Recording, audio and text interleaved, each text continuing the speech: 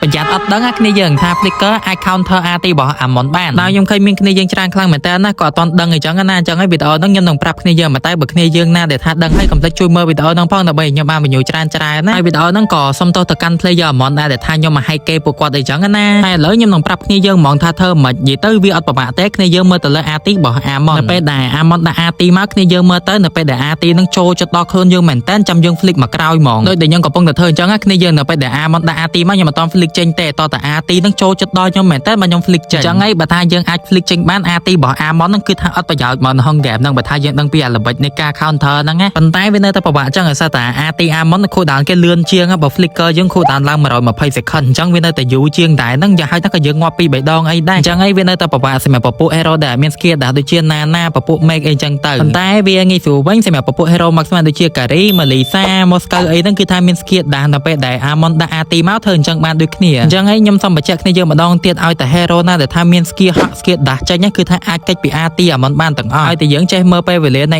RT របស់គេនៅពេលដែលយើងហក់ចេញឬក៏ flick ចេញគឺយើងរួចខ្លួនហើយព្រោះថាត្រឡប់ខ្ញុំមកតែខ្ញុំឃើញខាងគេមាន Amon ណាទាំងតែខ្ញុំយក spell flicker ទោះបីជា hero ខ្ញុំត្រូវការយក flame shot ឬក៏វាយលឿនក៏ដោយសារតែអារម្មណ៍ខ្ញុំនៅពេលដែលខ្ញុំបានកិច្ចចេញពី RT របស់ Amon ហើយខ្ញុំមានអារម្មណ៍ថាលយហ្មងអស់ចាហ្មងខ្លួនឯងដូចជា pro player អញ្ចឹងតែបើសម្រាប់គ្នាយើងវិញអារម្មណ៍មិនក៏មិនទៅខ្ញុំមិនដឹងទេគ្រាន់តែខ្ញុំចង់មកចែករំលែកអីចឹងណាហើយវីដេអូហ្នឹងមានប្រយោជន៍អត់បើមានប្រយោជន៍គ្នាយើងជួយcommentប្រាប់ខ្ញុំម្នាក់មួយផង